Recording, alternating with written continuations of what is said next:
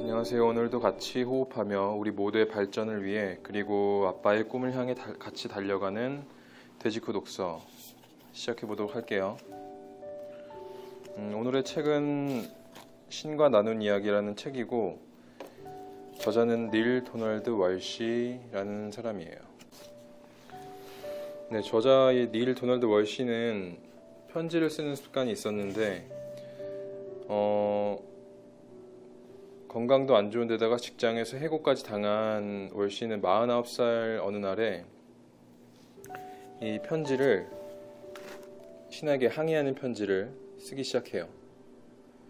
근데 놀랍게도 이 월시는 신에게서 자신의 질문에 대한 대답을 받았던 것이죠. 그 신에 대한 질문과 대답에 대한 내용이 이 책의 전부인 내용인데, 그래서 책의 제목도 신과 나눈 이야기이죠.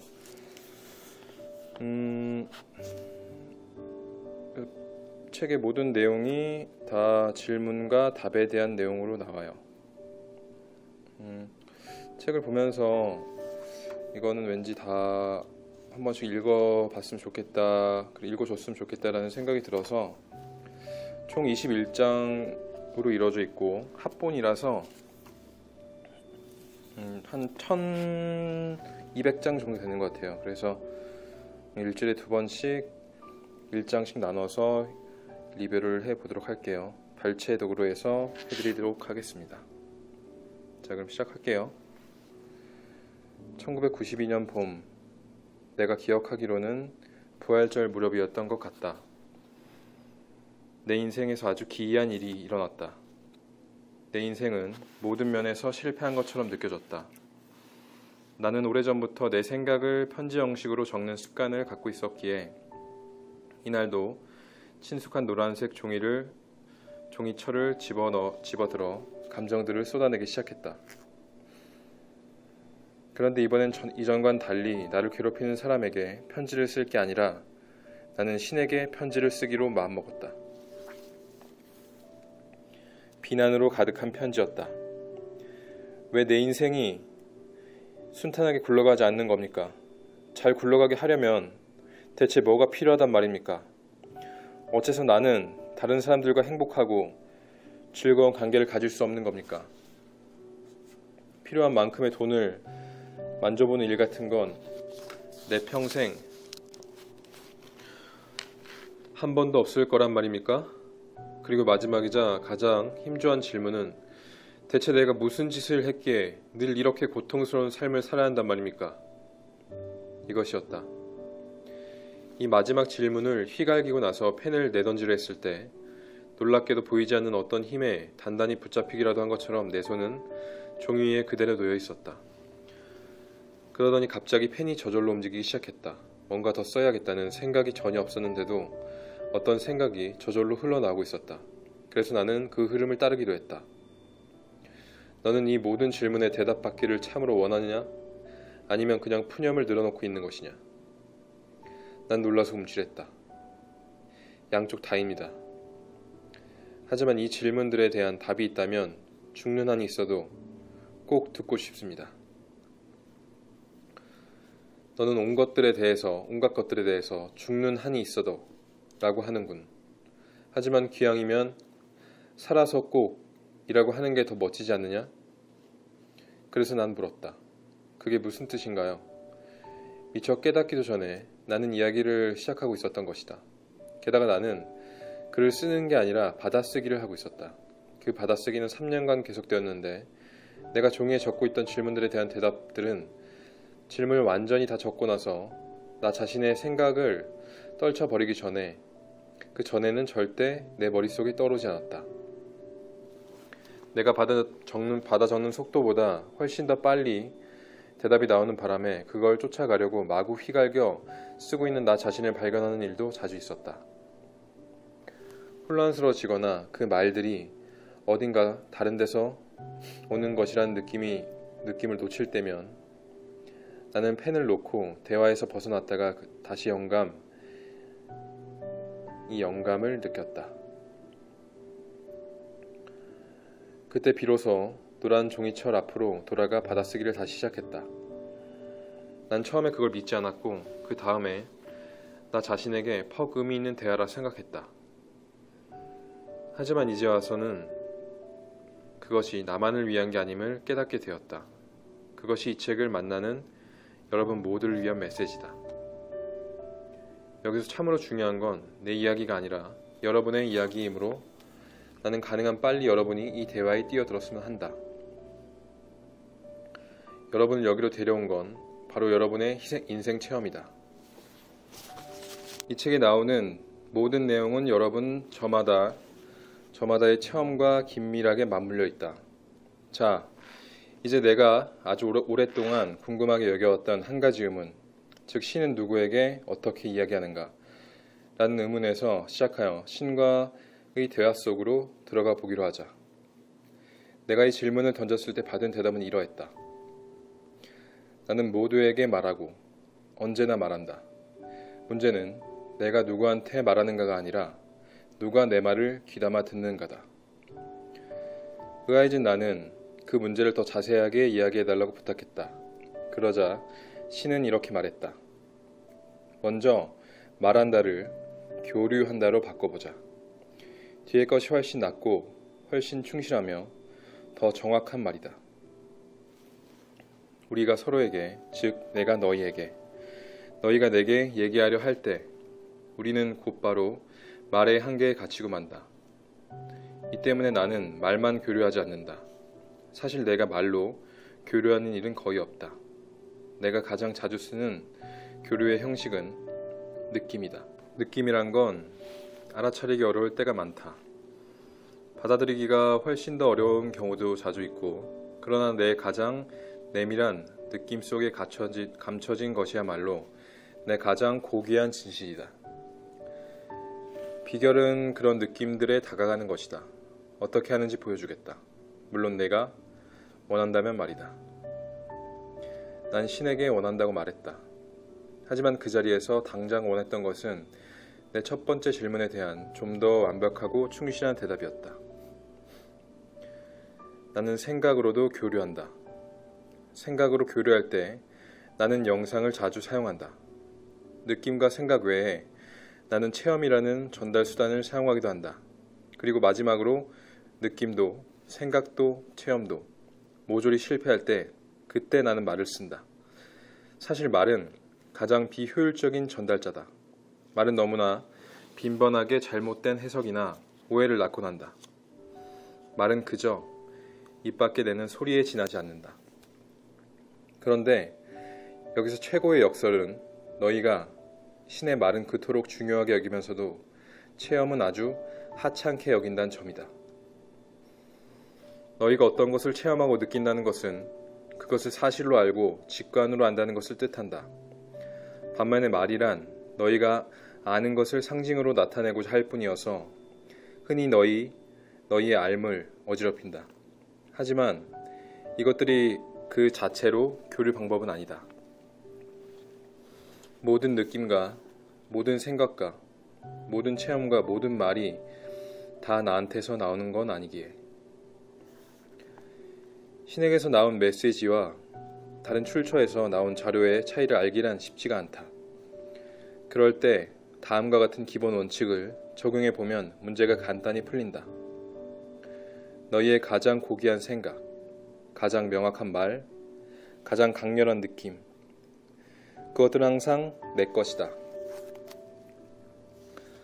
가장 고귀한 생각이란 예외 없이 기쁨이 담겨있는 생각이며, 가장 명확한 말이란 진리를 담고 있는 말이고, 가장 강렬한 느낌이란 너희가 사랑이라 부르는 바로 그 느낌이다. 기쁨과 진리와 사랑, 이 셋은 서로 뒤바뀔 수 있으며 하나는 언제나 다른 것들을 가져다 준다. 그것들이 어떤 순서로 놓여 있는가는 하등 중요하지 않다.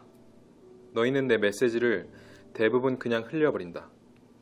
어떤 메시지들은 너무 훌륭해서 진짜 같아 보이지 않고, 또 어떤 메시지들은 너무 어려워 따를 수 없을 것 같다는 이유로, 또 많은 메시지들이 단순히 잘못 이해되기 때문에 내 메시지의 가장 강력한 전달자는 체험이다. 하지만 너희는 이 체험조차 무시한다. 아니, 너희는 특히 이것을 무시한다. 그러나 나는 결코 너희에게 강요하지 않을 것이다. 내가 너희에게 너희가 선택한 대로 할 수 있는 힘, 자유의지를 주었고, 내 메시지들을 받아들일 때까지. 내 메시지들은 몇백만 년에 걸쳐 몇천 번의 순간에 몇백 가지 형태로 올 것이다. 과거의 너희는 그저 나한테 이야기하거나 기도하거나 나를 중재하거나 내게 탄원하기만 했다. 그러나 한 번이라도 진실로 듣고 있다면 그때부터 나는 너희에게 답해줄 수 있다. 이런 교류가 신에게서 왔다는 걸 제가 어떻게 알 수 있습니까? 이것이 내 멋대로의 상상이 아니라는 걸 어떻게 알 수 있냐고요? 그게 어떻게 다르단 말이냐? 내 상상을 통해서도 얼마든지 쉽게 일할 수 있다는 걸 모르겠는가? 내가 이제까지 자신의 힘만으로 이렇게 명확하게 말한 적이 한 번도 없으니 이 말들이 나한테서 왔음을 알 것이다. 신은 누구와 교류합니까? 특별한 사람들이 있습니까? 또 그렇게 하는 특별한 시기가 있는 겁니까?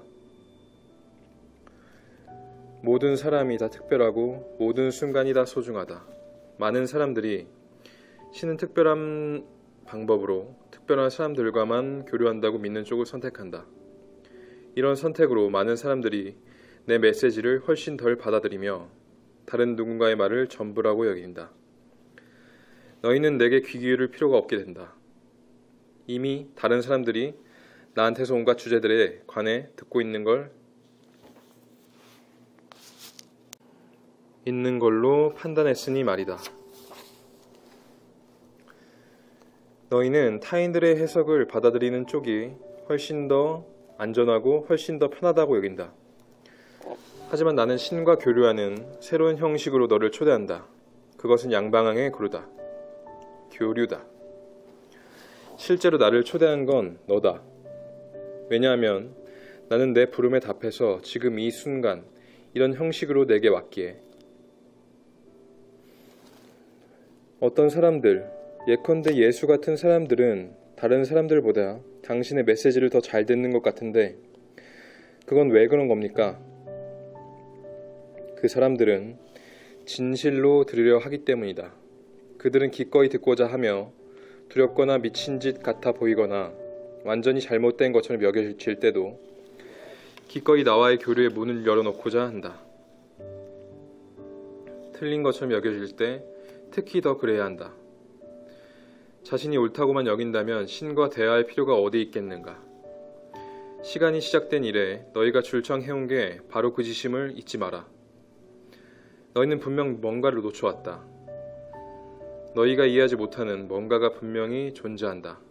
그러므로 너희가 놓친 것은 처음엔 틀린 것으로 보일 것이다. 여기서 앞으로 나아가는 단 하나의 방법은 내가 틀렸다고 생각한 모든 것이 사실은 옳다면 어떻게 되는가? 라며 물어보는 것이다. 위대한 과학자들은 하는 일이 순조롭지 않을 때 모든 가설을 제쳐두고 새로 시작한다. 모든 위대한 발견은 틀렸다는 것을 받아들이는 의지와 능력에서 비롯되었다. 여기서 필요한 건 바로 그런 의지와 능력이다. 너희는 자신들이 이미 신을 알고 있다고 중얼거리는 짓을 멈출 때까지는 신을 알 수 없다.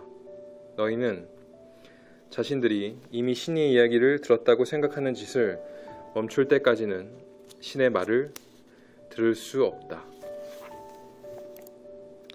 나는 너희가 너한테 너희의 진리를 말하는 짓을 그만둘 때까지는 내 진리를 말할 수 없다. 하지만 신에 관한 내 진리는 당신한테서 온 것입니다. 누가 그렇게 말했는가? 지도자들, 목사들, 랍비들, 사제들, 책들, 거기다 성서도요. 그런 것들은 믿을 만한 출처가 못 된다. 내 느낌에 귀를 기울여라. 내 가장 고귀한 생각들, 그 고귀한 생각들에 귀를 기울여라. 내 체험에 귀를 기울여라. 이 중 어느 하나라도 내 선생들이 말한 바나 내가 책에서 읽은 바와 다르다면 그 말들을 잊어버려라. 말이란 건 가장 믿음직스럽지 못한 진리 조달업자다. 당신한테 말하고 싶은 게 너무 많아서, 물어보고 싶은 게 너무 많아서 어디서부터 시작해야 될지 모르겠습니다. 예컨대 어째서 당신은 자신을 드러내지 않죠? 진실로 신이 존재하고 당신이 바로 그라면 왜 당신은 우리 모두가 이해할 수 있는 방식으로 자신을 드러내지 않는 겁니까? 너는 나를 어떤 형상 혹은 어떤 모습으로 나타내게 하려는 거냐? 사람들은 내가 자기네가 보지 못하는 어떤 존재가 아니라 자기네가 보는 대로의 존재인 줄로 믿는다. 하지만 나는 어떤 특정 순간에 화한 무엇이 아니라 어떤 의미에서는 내가 아닌 것이 나다. 나는 없음에서 나오고 항상 그것으로 되돌아간다. 그러면도 내가 특정 형상, 곧 사람들이 나를 이해할 수 있으리라 여기는 형상으로 나타나면 사람들은 나를 영원히 그 형상으로 규정한다. 그래서 내가 다른 사람들에게 다른 형상으로 나타나야 했다면 앞서 나를 본 사람들에게 그것은 내가 아니라고 말한다. 자기네에게 나타났던 모습과 다른 모습으로 나타났고 똑같은 것을 말하지도 않았으니 어찌 그것이 나일 수 있겠냐고 말하면서 말이다. 이제 알겠느냐? 신 자신을 드러내라는 요구, 그 요구는 실현될 수 없다. 그런 요청 자체가 곧 신이 그곳에 없다는, 즉 신의 어떤 곳도 지금 드러나고 있지 않다는 진술이기에 그런 진술은 그런 체험을 낳는다. 왜냐하면 어떤 것에 관한 너의 생각은 창조력을 갖고 있고 너의 말은 생산력을 갖고 있으며 너의 생각과 말은 함께 어우러져 너희의 현실을 만들어내는 엄청난 힘을 갖기 때문이다. 그러므로 너희는 지금 신이 드러내지 않은 현실을 체험하게 될 것이다. 신이 존재한다면 굳이 신의 존재를 청하지 않을 것이기에. 그 말씀은 원하는 어떤 것도 청할 수 없다는 뜻입니까? 우리가 무엇을 달라고 기도하는 것이 실제로는 그것을 오히려 밀쳐낸다고 말씀하시는 건가요? 너희는 너희가 청하는 걸 갖지 못할 것이며 너희가 원하는 건 어떤 것도 가질 수가 없다. 뭔가를 원한다는 것은 곧 모자람을 너희의 현실에 만들어내는 작용을 할 뿐이다.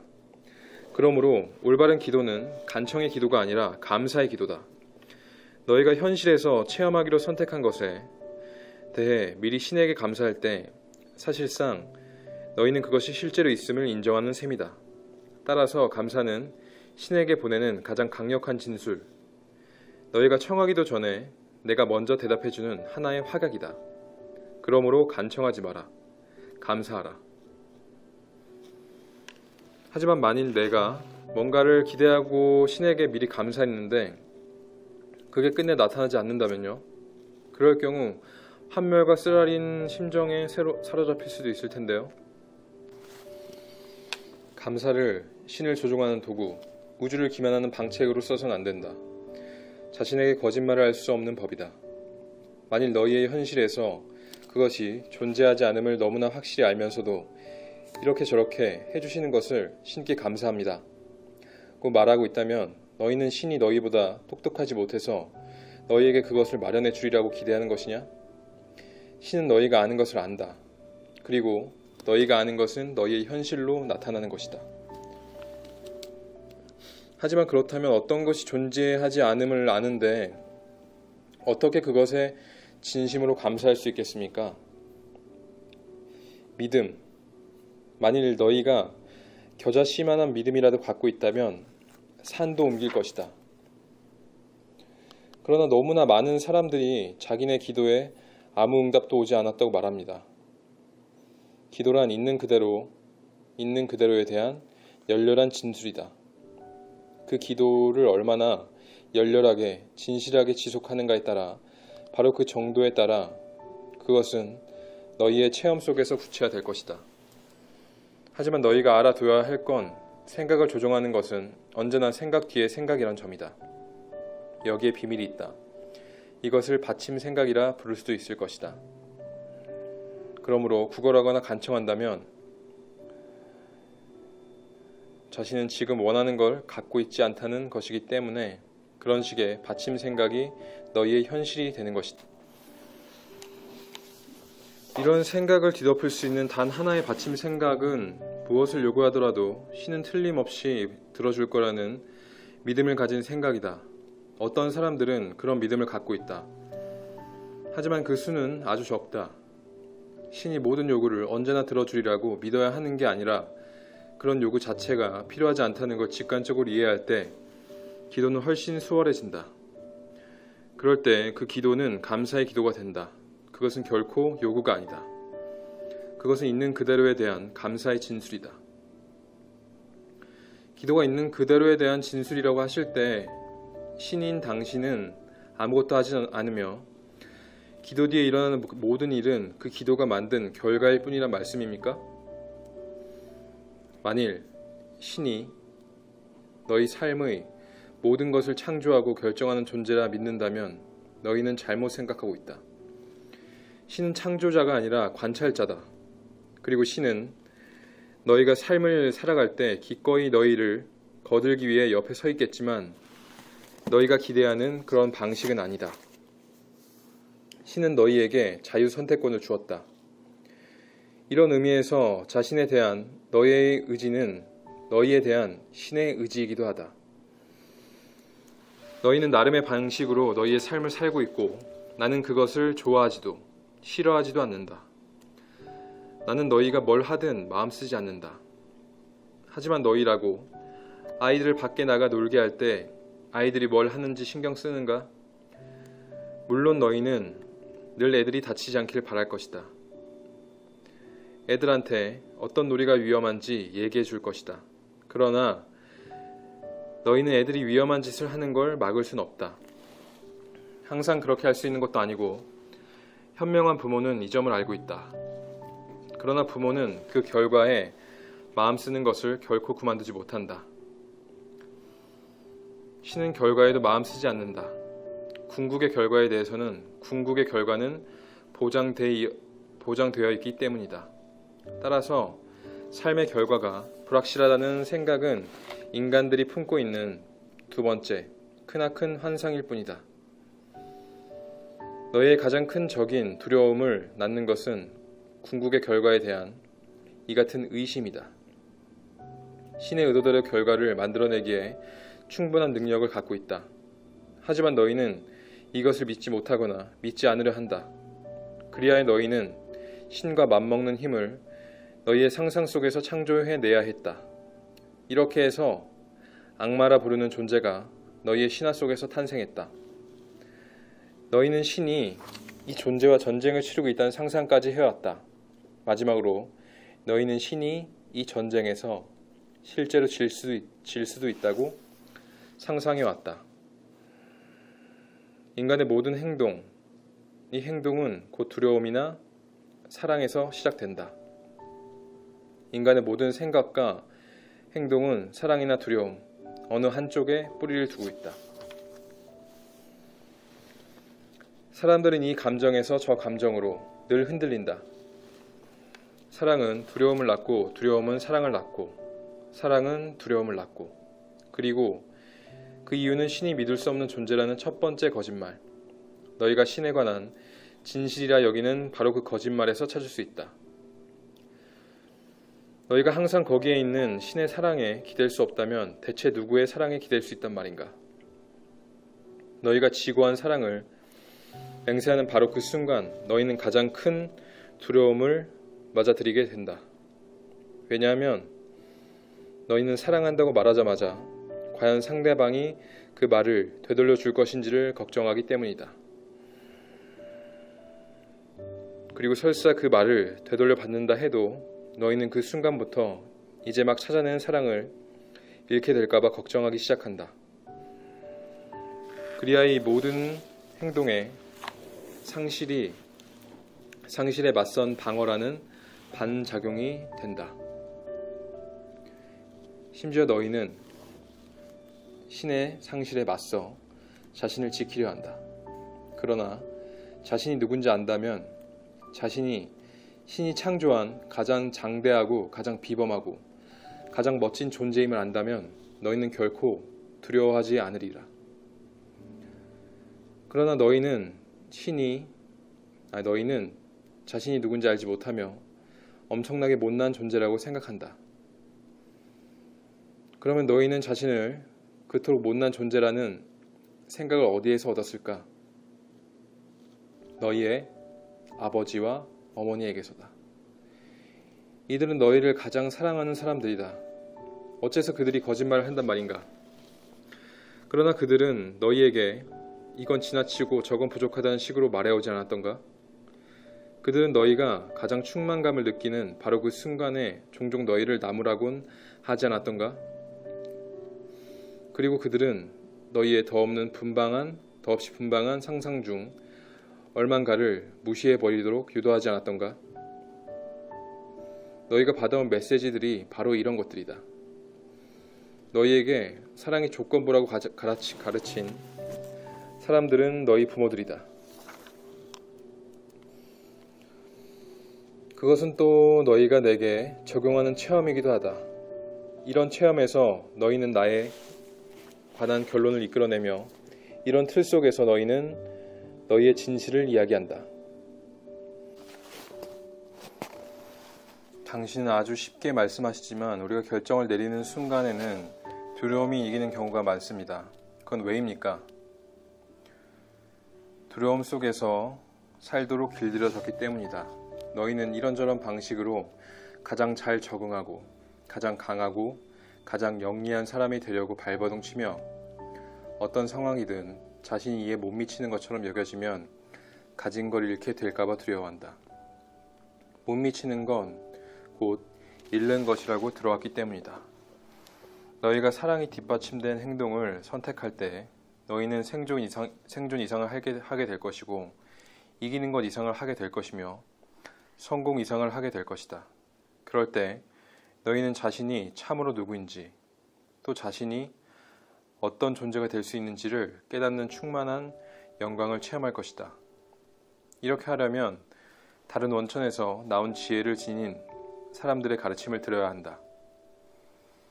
그러나 깨우쳐 주는 자들 가운데서는 가장 중요한 존재는 바로 너희 외부에 있는 어떤 사람이 아니라 너희 내면의 소리다.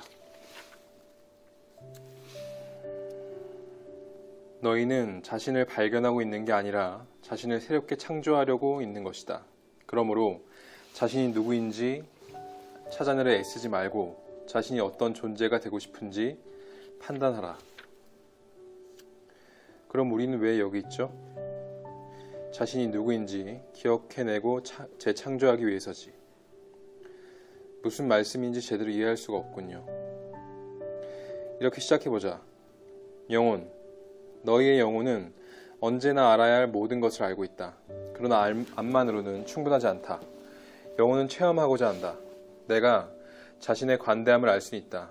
하지만 자신의 관대함을 펼치는 뭔가를 하지 않는다면 너는 오직 개념만을 갖고 있을 뿐이다. 내가 자신의 친절함을 알 수는 있다. 하지만 누군가에게 친절을 베풀지 않는다면 너는 자신에 관한 개념만을 갖고 있을 뿐이다.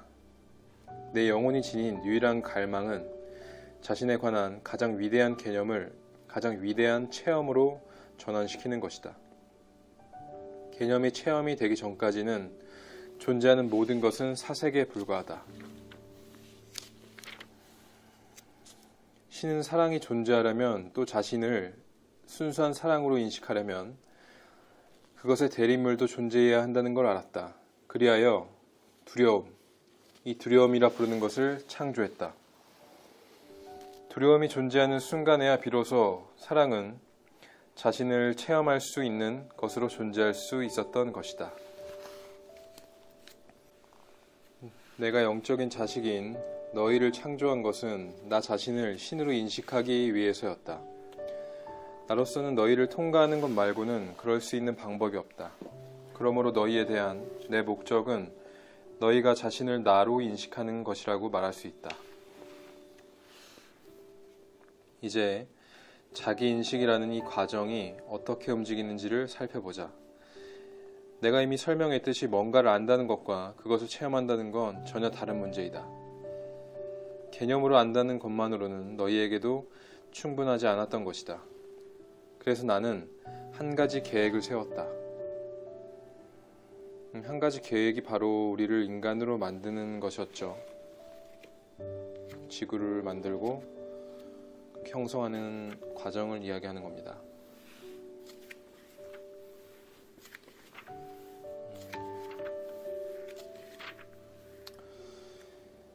그리고 다음은 작은 영혼과 태양에 관한 우화를 하나 읽어 드릴 건데 한번 들어보세요. 옛날에 자신이 빛인 걸 아는 한 영혼이 있었다. 이것은 새로 생겨난 영혼이어서 체험을 갈망했다. 그것은 나는 빛이다, 나는 빛이다 라고 말했다. 그런데도 그것은 어떤 암도 또 그것은 어떤 말도 그것의 체험을 대신할 수 없었다. 그리고 이 영혼이 생겨난 영역에는 빛 말고는 아무것도 없었다. 모든 영혼이 다 위대했고 모든 영혼이 다 장엄했으며 내 외경스러운 광채로 빛나고 있었다. 그래서 문제의 그 작은 영혼은 햇빛 속의 촛불 같았다. 작은 영혼은 자신이 그 일부인 그 위대한 빛 속에서 그것은 자신을 볼 수도 없었고 자신을 참된 자신으로 체험할 수도 없었다. 이제 그 영혼은 자신을 알기를 바라고 또 바라면서 그 바람이 너무 커서 하루는 내가 이렇게 말했다. 작은 영혼이여, 내 그런 바람을 충족시키려면 뭘 해야 하는지 아느냐? 작은 영혼은 물었다. 오 신이시여, 뭘 해야 합니까? 뭘요? 전 뭐든지 다 할 겁니다. 그래서 내가 우리에게서 너를 떼내어야 한다. 그러고 난 다음 자신을 어둠이라 불러야 한다. 이렇게 대답하자 작은 영혼이 물었다. 오 거룩한 분이시여, 어둠이 무엇입니까? 그것은 네가 아닌 것이다. 내가 이렇게 대답하자 작은 영혼은 그 말뜻을 이해했다. 그리하여 작은 영혼은 전체에서 자신을 떼어냈으며 거기다 또 다른 영역으로 옮겨가는 일까지 해냈다. 그리고 영혼은 이 영역에서 자신의 체험 속으로 온갖 종류의 어둠을 불러들이는 힘을 행사하여 그것들을 체험했다. 그러나 그 영혼은 더없이 깊은 어둠 속에서 소리쳤다. 아버지시여, 아버지시여, 어찌하여 나를 버리셨나이까? 너희가 가장 암담한 순간에 소리치듯이 그렇게. 그러나 나는 한 번도 너희를 버린 적이 없다. 나는 항상 너희 곁에 서 있다. 늘 변함없이 참된 너희를 기억시킬 채비를 갖춘 채, 너희를 집으로 불러들일 채비를 갖춘 채. 그러므로 어둠 속에 존재하는 빛이 되어라. 하지만 어둠을 저주하지 마라. 그리고 너희가 자기 아닌 것에 둘러싸인 그 순간에도 자신이 누구인지 잊지 말고 그 같은 창조를 이룬 자신을 칭찬하라. 너희가 그걸 변화시키려고 애쓸 때조차도 그리고 가장 큰 시련의 순간에 행하는 것이 최대의 성공이 될 수 있음을 깨달아라. 너희가 창조하는 체험은 자신이 누구인지와 자신이 어떤 존재가 되고 싶은지에 관한 진술이기에 내가 너희에게 작은 영혼과 태양에 관한 이런 우화를 들려준 건 세상이 왜 이런 식인지 너희가 더 잘 이해하도록 만들기 위해서이며 모든 이가 자신의 더없이 고귀한 본질에 관한 신성한 진리를 기억하는 순간 세상은 한 찰나에 변화될 수 있다. 그렇다는 걸 너희가 더 잘 이해하도록 만들기 위해서다. 우리에게 일어나는 그 모든 나쁜 일이 우리 자신이 선택하는 것이란 말씀인가요? 어떤 면에서 보면 너희가 싫어한다고 말하는 것들 전부를 너희 자신이 창조했다. 그리고 너희는 그것들을 창조했기 때문에 그것들을 선택한 것이다. 가장 넓은 의미에서 볼 때 일어나는 모든 나쁜 일은 너희가 선택한 것들이다. 잘못은 그것들을 선택하는 데 있는 게 아니라 그것들을 나쁘다고 규정하는 데 있다. 그것들을 나쁘다고 규정하는 것은 너희 자신을 나쁘다고 규정하는 것이다. 그것들을 창조한 것이 너희 자신이기 때문에 너희는 이런 꼬리표를 받아들일 수 없다. 그래서 자신이 나쁘다는 꼬리표를 달기보다는 그것들이 너희의 창조물이 아니라고 부인한다. 네가 외부 사건을 바꿀 수는 없다. 그러므로 너는 내면 체험을 바꿔야 된다. 이것이 바로 삶을 깨닫는 길이다. 다음 공리를 명심하거라. 너희가 내면으로 가지 않는다면 너희는 바깥으로 가게 되리라. 이 공리를 외울 때는 좀 더 실감 나도록 주어를 1인칭으로 바꾸어라. 내가 내면으로 가지 않는다면 나는 바깥으로 가게 되리라. 너희는 평생 동안 바깥으로만 갔다. 하지만 너희는 그럴 필요도 없었고 그래봤자 뭔가 이루지도 못할 것이다. 너희가 될 수 없는 건 아무것도 없다. 너희가 할 수 없는 건 아무것도 없다. 너희가 가질 수 있는 건 아무것도 없다. 가장 고귀한 약속은 가장 고귀한 사랑에서 나오는 법이기에 그러나 너희는 완벽한 사랑을 상상하지 못하며 따라서 완벽한 약속 역시 상상하지 못한다. 그리고 완벽한 사람 또한 상상하지 못하기에 너희는 자신조차 믿지 못한다. 이 얘기를 들으면서 생각이 난 게 성공한 사람들은 진짜 완벽하게 자신을 믿으면서 그 믿음을 향해서 달려가는 행동들을 하는 것 같아요. 갑자기 여기 생각이 나서 말씀드립니다. 자, 다시 시작해보면 모든 건 오로지 너희가 그렇다고 보기 때문에 옳거나 그를 뿐이다. 나는 너희가 원하는 걸 원한다. 너희가 진실로 굶주림의 종식을 원하는 바로 그날 더 이상 굶주림은 존재하지 않을 것이다. 나는 너희에게 그렇게 할 수 있는 모든 자원을 주었다. 너희는 그런 선택을 내릴 수 있는 모든 도구를 갖고 있다. 나는 너희가 선택했기 때문에 세상이 지금식대로 존재한다는 사실을 적나라한 용어들로 설명하는 중이다. 너희는 너희의 환경을 체계적으로 파괴하며 이른바 자연재해들을 신의 잔혹한 장난이나 자연의 냉혹한 법칙을 보여주는 증거들로 들이대고 있다.